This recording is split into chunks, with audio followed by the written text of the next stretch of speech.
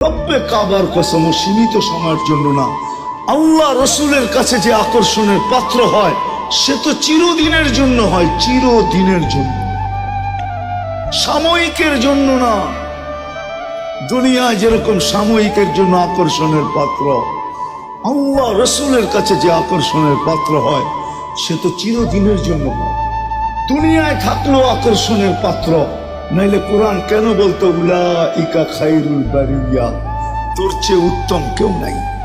তাহলে হাদিস যুবককে কেন দেখায় বলতো লাউলা শাবাবা খুশা, ও যুবক তুই যদি জমিনে না থাকতি লাজালতুস সামা হাদিদা। কোন যুবক? যে আল্লাহ রসুলের কাছে আকর্ষণের পাত্র।